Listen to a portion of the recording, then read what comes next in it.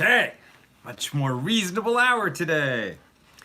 The main sessions of APAC are done. I'm back at the hotel before heading to one of the final events, and then tomorrow I'll be on the Hill, meeting some of our elected representatives, and letting them know how important it is, not only for Israel but also for America, that the important relationship between Israel and America be preserved and protected. How are you, my dear friends? Who's in the house? Where are you tuning in from? James Roth is in the house from Indianapolis. Thank you, my holy brother. Great to see you commenting. It was great. One of the joys I've had at APAC is people have kept coming up to me. They recognize the accidental Talmudists. They've been joining people who are in this class, who have been following our Daf Yomi, our AT Daily, and are here at APAC. It's wonderful to meet people in person. I just love it. If you enjoy these classes and you'd like to bring me in person to speak to your synagogue or your faith community, we can arrange it. Go to our website, accidentaltalmudist.org, and you go to the appearances page. Hello, Jonah Light. Great to see you here with us, my dear friend Jonah Light in LA. My friends, we are getting really near to the end of our first volume, our first Masechet of the Talmud. We are holding by page 60, right? Brachos ends on page 63, and we are on page 60. Here we are studying in this final chapter, chapter 9 of Brachos. The first volume is called Blessings, and chapter 9 is all about blessings. Blessings for specific situations. Recall that the underlying philosophy, as it were, of our sages is that any kind of unusual situation in our lives, whether we see something beautiful or experience earthquake or thunder or lightning, see an especially beautiful thing in nature, or as we'll discuss today, if we have a personal event in our lives, we mentioned this a little bit when we studied the Mishnah, it's a Mishnah that we got to several days ago, and we've been studying the Gemaras on that Mishnah, right? So the commentaries on the Mishnah. And this idea that we bless God for the bad in our lives as well as the good. And we're going to get to that a little bit later in the page, but also the idea that if you purchase something that is important to you, that gives you a lot of joy, that is, not something you've had before, do we make a blessing on that? And if so, what blessing? Nina Markow Eigerman, great to see you tuning in from Boston. Thank you for joining our class. I know you've embarked on the Daf Yomi journey, and it's great to be sharing it with you here in the live class. All right, so the question is, do we make Shechechyanu? Shechechyanu is a blessing. We say that at Hanukkah, for instance. We say it at Purim. We say it at a lot of holidays. And it's a beautiful blessing. Blessed are you, Lord our God, ruler of the universe, who has given us life and sustained us and enabled us to reach this season. It's a very celebratory type of blessing. So the question is, do we say that on a new purchase, right? When a new object enters our life, do we say Shechechyanu? And there's actually a machlokes on this. A machlokes is a dispute, an argument. The sages themselves argue about this, and so there are disputed opinions, contrary opinions in favor of this, not in favor of this. One of the questions that the dispute turns on is, you're not going to say Shechechyanu for any object, right? You don't go to the store, get a Milky Way bar, and say Shechechyanu. But if you get a new house, okay, that's going to change your life, right? You've been living in an apartment for many years. You've been saving up. Finally, you're able to purchase a house, live in a house for the first time. That's your own house. So you would say Shechechyanu on that. That is a life-changing type of event, and you can celebrate that and be thankful to God that the situation, the circumstances of your life have enabled you to finally live in your own house, right? But what about a new suit? What about an expensive suit that really, this was a big deal? Or let's say that somebody really wanted a very beautiful piece of jewelry. It was something that they had their eye on for a long time. We might chastise a person and say, hey, don't be so materialistic. But sometimes there's nothing wrong with having certain vessels in our life, right? Let's say a car. Somebody's been driving an old beater car that not only doesn't give them joy driving it around, but it breaks down all the time. And finally, they're able to buy a new car, a reliable car. I mean, that can be a very significant change in their lives. So, do we say Shechechyanu on that, right?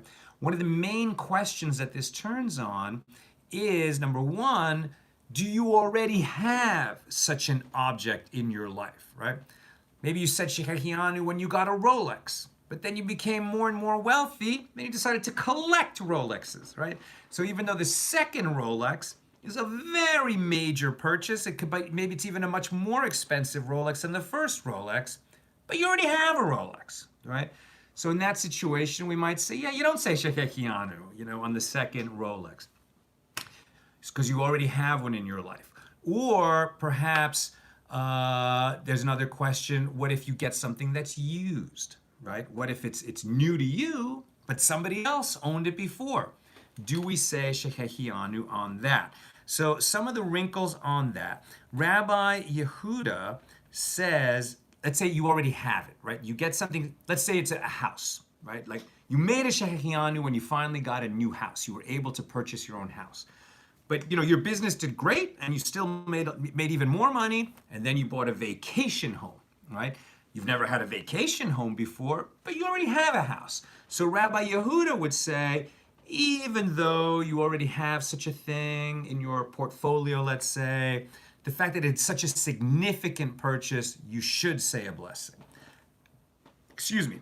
Rabbi Meir says you should not say a blessing because you've already experienced that kind of life-changing thing. This isn't life-changing. It's not significant enough for you to make Shechechyanu. Because any kind of a blessing, what we want to guard against is making a blessing in vain, right? We don't want to take the Lord's name in vain. So while we want to bless God and thank Him all the time, in terms of reciting an actual blessing, we're going to be careful about that. And now what the sages actually argue about is the one who says, don't say a blessing. Is he being more lenient or more stringent? This is actually a sort of secondary but very important question, right? Very often when we have arguments about whether we're going to obey a law or how we're going to obey it, we can point to there's the more lenient opinion and the more stringent opinion. And so, can I get on an escalator on Shabbat? There's a machloket about that, right? Some would say, well, the escalator's running up and down anyway, you're just going to stand on it.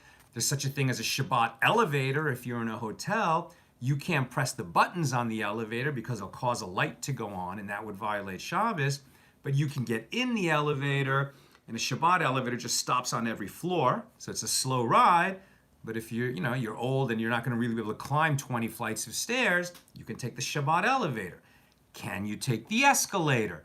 Some would say no, because when you get on an escalator, the physics and electrical engineering of that are such that you will cause the escalator to work harder, somehow different than the elevator, when you get on it. So some people will not get on the escalator on Shabbat. That's the more stringent opinion, and the more lenient opinion would be, sure, you can ride the escalator, right? What about this case where Rabbi Meir says you don't say a blessing? Is he being more stringent or more lenient? They disagree on that as well, because some would say it's more stringent to force a person or to obligate a person to recite a blessing. But others would say it's more stringent to say that the person probably wants to say a blessing, but it's more stringent to say we don't want to risk saying a blessing in vain, so don't say the blessing. At any rate, there are various opinions on this question of whether we make Shechechyanu. And so if you have a question about this, ask your rabbi, do your own research. But the general understanding, this is not for everybody, but generally it could be pretty safe to say that if it's a significant thing that causes people joy and it's new to you, right? Even though it might be used, it might be a used Rolex, but it's new to you, you can make the blessing as long as you don't already have a similar object in your possession. That's the rules on the Shechechyanu. What about, now we've already had the teaching that we bless God for the bad things that happen to us as well as good things. Sometimes it's unclear whether a thing is good or bad, right? So there's two examples given. One is a farmer, right? And there's some kind of a dam nearby or a canal nearby, let's say an irrigation canal. You know that song American Pie, like, went to the levee, but the levee was dry, something like that. There's a levee, right? There's an embankment that holds the water in the irrigation canal, or there's a dam that holds the water in the lake, and the dam breaks, right? Or that image of the boy with his finger in the dike, stopping the leak so that it doesn't start to come through, eventually become a torrent and break, the restraining wall. But let's say the wall does break, so now the farmer's field gets flooded. That's bad. Now, you could say, yeah, but actually in the long run, all that silt that will come from the canal will fertilize the field, and it'll be good for the field in the long run. Next year, the crops will grow better because it got flooded this year. Yeah, but this year, it's bad. The farmer loses his crop. It's a big loss. And he will say the blessing that you say when bad things happen. When a bad thing happens. On the other hand, let's say you find a lost object, the kind of lost object that is not capable of being returned to its owner. So it's beautiful, right? You found like a valuable thing. It's going to be yours because you found it. But there's a law, let's say in the land where you live, and there were places like this where all found objects must be given to the king. So even though you found it, you're gonna have to turn it over to the king. But at the moment that you find it, it's good for you. Who knows, maybe the law will change and you'll be allowed to keep it. So you make a blessing over the situation as it is in front of you. What is the blessing? If something bad happens, so we say, blessed are you, Lord our God, ruler of the universe, the true judge. Right? In other words, we trust God. Even when bad things happen to us, he has a reason for it. He is a true judge. He's not random. He's not careless. He doesn't play favorites. There's some reason why this bad thing is happening to me. If a very good thing happens, we win the lottery, right? So then you have a choice. Some people will say Shechechyanu, right? Who has given us life, sustained us, and brought us to this moment, this season. Or you might say, blessed are you, Lord our God, ruler of the universe, who is good and does good. When do you use is good and does good versus Shechechyanu? Research yourself, but we seem to have that choice in various situations. But we're also, while we're on the subject of a vain prayer, right? We don't want to take God's name in vain by making a blessing in vain. We don't want to make a vain prayer, a prayer that is not capable. There's no point to it, right? So the two examples that we had in the Mishnah, number one is your wife is pregnant. You'd like to have a male child. Okay, in the ancient world especially, they wanted to have a male child. She's already become pregnant, so it's considered a vain prayer to pray that it'll be a male child, presumably because the gender, the biological gender, the baby, the fetus, has already been determined. You don't pray that it should be a male. And the other example is you're walking toward your city where you live, and in the distance from the, small, like the village, let's say, you're walking toward your village, and in the distance you hear a scream come from that village. Something happened to someone, you don't know who. You might pray that, oh, I hope that's not coming from my house. I hope not, something terrible didn't happen to somebody in my house. That's considered a vain prayer because whatever happened already happened. You're not going to pray for the past to be changed, right? Both these cases, you're not praying for the past to be changed. However, the sages raise an objection on the question of the male fetus. And they point to the story of Leah and her sister Rachel, right? So remember that Leah and Rachel, were sisters, and they were the wives of Jacob. Jacob was really in love with Rachel, wanted to marry her. Their father, Lavan, played a trick on Jacob because he wanted to marry off the older daughter before the younger. And so he ended up marrying both of them. He preferred Rachel. This caused great sorrow and woe to Leah, but she hung in there. And in fact, she became the mother of 6 of the sons that would become the 12 tribes of Israel. There would be 12 sons, right? 12 tribes of Israel. 6 of them came from Leah. 2 each came from the maidservants, right? So Leah essentially had a slave. It's called a maidservant, right? But it's somebody that was owned by Leah, given to her by her father, and so came into the family, but was given to Jacob to have children with as a kind of concubine. And so both Leah and Rachel had these maidservants, and each of them produced 2 children each. So 6 came from Leah, 2 came from each of the maidservants. That's 10 kids.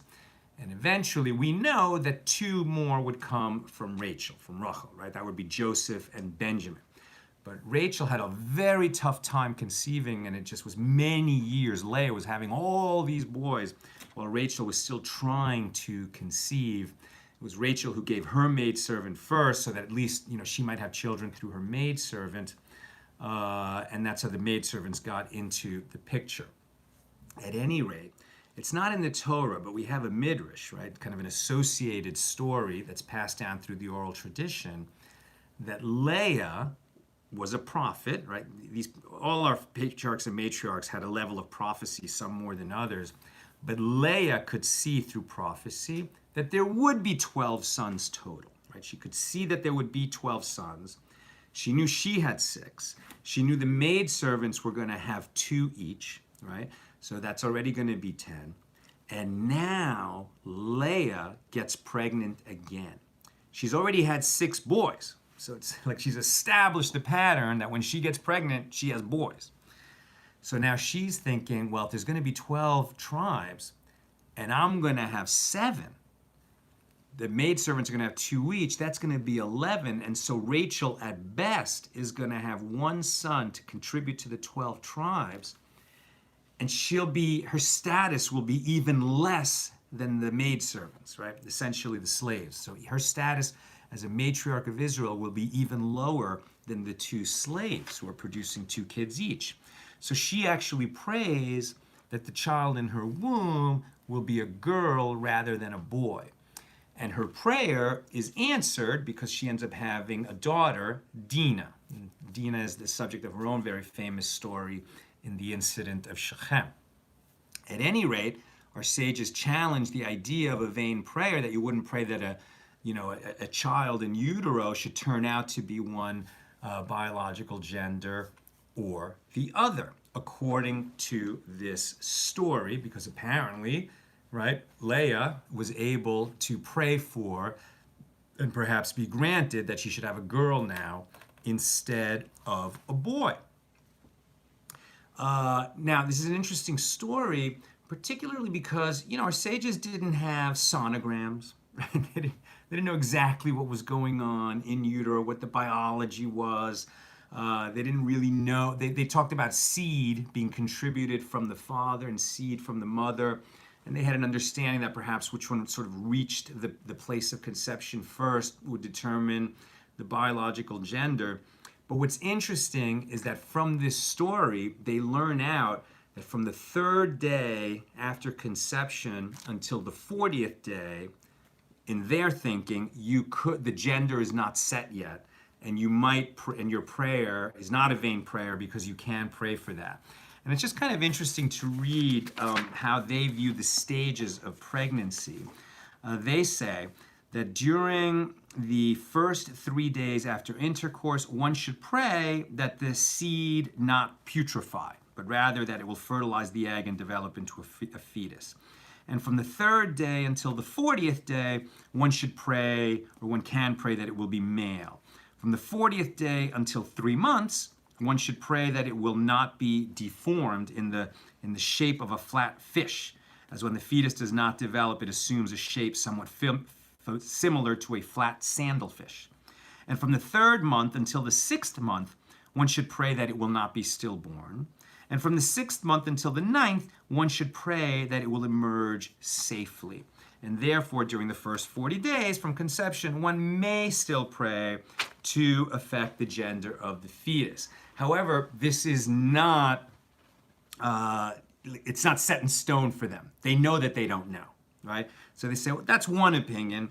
Another opinion is that the gender is set at a different time and in a different way. I kind of just share those stages of pregnancy according to the way the sages saw it, to sort of like get a little bit into the minds of people who were very inquisitive. They didn't have the technology and the tools that have been available to us in recent centuries to understand the stages of pregnancy better, and yet they understood quite a bit, right? They understood quite a bit, and that understanding of the stages of pregnancy we'll come to much later in our journey, but it sort of affects what is going on to the unborn, and at what point does it become a person, according to our sages. That is beyond the scope of tonight's discussion. Let's go on. The point was, you don't want to make a vain prayer. Hillel the elder had this situation, was walking back toward his village, and heard a scream in the village. Right? He didn't make a prayer that it shouldn't be coming from his house, because he was confident that it wasn't. Right? And he relied on this idea that a righteous person does not fear evil tidings. A righteous person doesn't fear evil tidings. Now, our sages knew perfectly well that righteous people sometimes have terrible things happen to them. Right? The book of Job is all about that.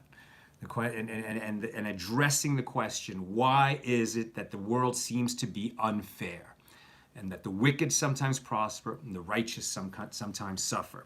So they know that it happens. So why is Hillel the elder so confident that when it seems that there could be something bad happening, he's confident that it's not happening to him, that a bad thing is not happening to him? He does not fear evil tidings.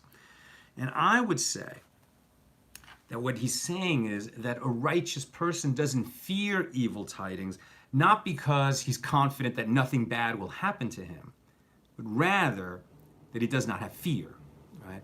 That if perchance, God forbid, something terrible does happen and it has affected his life or will affect him, well, then that's what's going to happen, and God is a true judge, and fearing it is not going to help anything.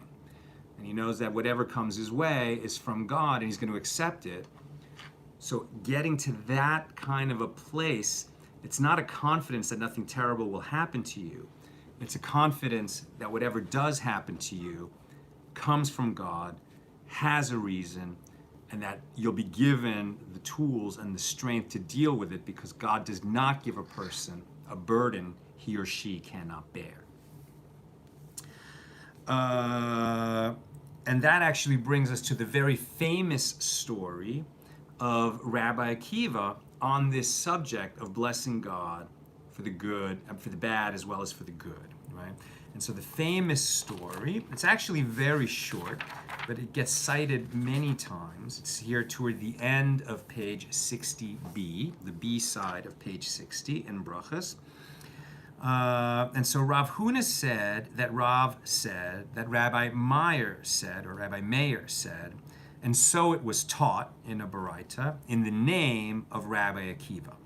One must always accustom oneself to say, everything that God does, he does for the best. And the Gemara relates, like this incident, when Rabbi Akiva was walking along the road and he came to a certain city. And he inquired about lodging, and they did not give him any. Right? He was like on the road, and you can imagine, it's bad enough you imagine that you're on the road driving from New York to California. You've been driving all day, you're exhausted, you want that Holiday Inn to check into, and you finally reach the Holiday Inn, and you go in to get your room, and sorry, sold out. I know you had a reservation, but we gave away your room, no place for you. Right? But then it's like he couldn't even sleep in his car, right? What choice does he have? He has to go out into a field outside the village and just kind of camp out in the field. But he said, Everything that God does, he does for the best. He went and slept in a field, and he had with him a rooster, a donkey, and a candle. A gust of wind came and extinguished the candle. A cat came and ate the rooster, and a lion came and ate the donkey. Now you can imagine, what's he traveling with? He has a lamp that's going to give him light while he's camping out in the field, and the wind blows out the lamp and he can't get it lit again. And was it the wind? Yeah, the wind. And he has a rooster, okay? It's like a nice bird. It can keep him warm a little bit, and maybe he can even shecht it and eat it. So he has chicken that he can make, right? But the cat comes and kills the rooster and drags it away. He's got a donkey, so at least he doesn't have to walk to the next town. This is the equivalent of his car. And a lion comes and eats the donkey. So now his transportation is gone. He's left with nothing. Now, most of us in that situation would be like, why me? But Akiva says, everything that God does, he does for the best. That night, this is what he learns later. That night, an army came and took that city and everyone in it into captivity. It turned out that Rabbi Akiva alone, who was not in the city as he was scheduled to be, and had no lit candle as he was supposed to have, and no noisy rooster as he was supposed to have, and nor a donkey as he was supposed to have. He had no noisy rooster that would crow, nor a donkey that could bray. And neither one of them was there to give away his location, and so he was saved. And he said to them, didn't I tell you? Everything that God does, he does for the best. Now, it's very difficult for us to remember that story, and every tradition has a similar story, right? Like, we'll see, we'll see whether this thing that looks so terrible is going to end up being terrible. And likewise, when things are really good, we'll see if it's going to end up being so good. But to have that faith, it takes training, right? When bad things happen, it takes training. It's like a muscle you must train to be so strong that you can say, okay, everything God does is for the best. Let's see how this is going to turn out. Be inspired. Let us be inspired by the example of Rabbi Akiva. Also, we have some more blessings for different situations here on page 60b. We have the bathroom blessing. Classic, beautiful bathroom blessing. We take going to the bathroom for granted until something goes wrong. And then if you're not able to go to the bathroom, then it becomes a very serious thing.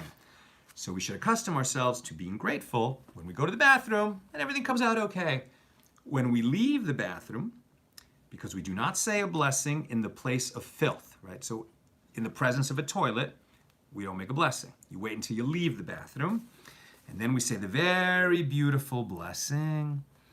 Blessed are you, Lord our God, ruler of the universe, who formed the human with wisdom and created in him many orifices and cavities. I like better openings and passageways. And it is revealed and known before the throne of your glory that if but one of them were to be ruptured or but one of them were to be blocked, it would be impossible to survive and to stand before you. Blessed are you, our God, healer of all flesh, who performs wondrous deeds. Isn't that a beautiful blessing to say when you leave the bathroom? It's just gorgeous. And a lot of people will just, you can print that out, just a Jewish bathroom blessing, and just Google that. You can print it out and actually just tape it to the wall outside the bathroom to try to help you remember when you leave the bathroom, you can make that blessing. It's called Asher Yatzar, the one who forms. We also have the nighttime blessing. Now, there's, of course, some different traditions about what we say at night when we lie down in our bed and are waiting for sleep to come. All agree that we say the Shema. Some say it's enough to say the first paragraph. Some say you should say the whole Shema. And then there's a very beautiful set of blessings that you say as you're waiting for sleep to come. And there's some different traditions in this one, but this is the one that's given on this page in the Talmud. Blessed are you, Lord our God, ruler of the universe, who makes the bands of sleep fall upon my eyes and slumber upon my eyelids, and and illuminates the pupil of the eye. May it be your will, O Lord my God, that you make me lie down in peace and give me my portion in your Torah. Accustom me to commandments and do not accustom me to transgression. Lead me not into error, nor into iniquity, nor into temptation, nor into disgrace. May the good inclination have dominion over me, and may the evil inclination not have dominion over me. Save me from an evil mishap and evil diseases. Let neither bad dreams nor troubling thoughts disturb me. May my bed be flawless before you, that my progeny not be flawed. Enlighten my eyes in the morning, lest I sleep the sleep of death, never to awaken. Blessed are you, O Lord, who gives light to the whole world in his glory. And when one awakens, he recites. So the first thing we recite when we wake up is Modeh Ani, right? I give thanks before you. Modeh Ani lefanecha melech chai v'kayam shehazarti bi nishmati behemla rab emunatecha, right? I give thanks before you, living and eternal King, that you have restored my soul within me. Your faithfulness is great. Your faithfulness is great, right? We thank God for having faith in us. That's where we know that God, if God has faith in us, what does that mean? It means that he entrusted us with a mission, and he has faith in us that we can accomplish it, right? And that's the first thing we say when we wake up in the morning. That's not the blessing given on this page. Now we have a blessing that it's usually said in the synagogue a little bit later, but it's given on this page as one of the morning blessings, and it's also gorgeous. And you say, my God, the soul you have placed within me is pure. You formed it within me, you breathed it into me, and you guard it while it is within me. One day you will take it from me and restore it within me in the time to come, right? One day I will die, and then you will restore my soul into my body, right? I'll be resurrected in the time of the Messianic age, in the resurrection, right? So, and restore it within me in the time to come. As long as the soul is within me, so as long as I'm alive in this lifetime, as long as the soul is within me, I thank you. O Lord, my God and God of my ancestors, master of all worlds, Lord of all souls, blessed are you, O Lord, who restores souls to lifeless bodies. I mean, is that not a gorgeous prayer to say in the morning to get us going? And this whole perspective, this whole Weltanschauung, is a word from college, this whole world picture that the sages have. It gets reiterated over and over again. In a sense, these are lists of technical blessings that we say for this situation and that situation. But what's really going on here is the underlying premise, right? Is that your soul, you are a soul, and you were sent here to fulfill a mission. And every time you check in with God and thank him, you're thanking God for being sent here and given the tools you need to fulfill your mission. And when we're not sure what our mission is, so our prayer is, help me understand my mission. Help me understand what it is that I'm supposed to do, and strengthen me to do the right thing here in my journey, in this body, in this lifetime. We have a list of the other morning blessings that were originally associated with opening our eyes, sitting up in bed, rising from the bed, taking steps forward, tying on our shoes. And there was kind of a blessing for each one of those procedures that we have, our morning, getting up out of bed and getting on with it in life procedures. But our sages say, or the later commentators say, that because most people don't really know the laws of those, that list of blessings is usually recited in the synagogue.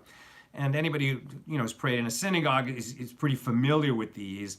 Blessed are you, Lord our God, ruler of the universe, who gave the heart understanding to distinguish between day and night.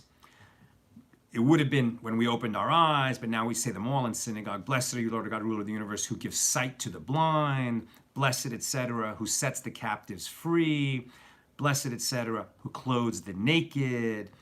Now, just all of these begin with blessed are you, Lord God, ruler of the universe. But the second part is who raises those who are bowed down, who spreads the earth above the waters, who makes firm the steps of man, who has provided me with all I need, right? A soul sent in this world, and we're all given the tools that we need. Provided me with all I need, who girds Israel with strength. You would say that when you put on your belt, or your pants, and who crowns Israel with glory, right? You would say that when you put your hat on, or when you put your prayer shawl above your head, depending on how you approach this. And then after all that list of blessings, then we add, and may it be your will, O Lord my God, to accustom me in your Torah, attach me to your mitzvahs, your commandments, and lead me not into transgression, nor into error, nor into iniquity, nor into temptation, nor into disgrace. Bend my evil inclination to be subservient to you, and distance me from an evil person and an evil acquaintance. Help me attach myself to the good inclination and to a good friend in your world. Grant me today and every day grace, loving kindness, and compassion in your eyes and in the eyes of all who see me, and bestow loving kindness upon me. Blessed are you, O Lord, who bestows loving kindness on his people, Israel. This is just a beautiful, beautiful way to start your day. Right? And if you're already reciting all these prayers every day, there's a lot of them, and we're often in a hurry. But from time to time, you just gotta slow it way down and read each one for what it's saying, because it's gorgeous and it's transformative, and it gets that day off on the right track. That's what I got for today. Let me know. I'm going to scan the comments to see if there's anything I should be looking at. Is there something over there on the... I think there's a comment on the YouTube side and on the Facebook side. I'm not seeing a question. So good. Very good. My dear friends, with God's help, this is the last... Well, I'll be checking out tomorrow morning. We're going to go meet some of our elected representatives up on the Hill. Should be pretty interesting. I'm going to go with one of the smaller delegations because there's so many people coming in from California, and we just sit in a big room, and the senators come or don't come like they didn't last year.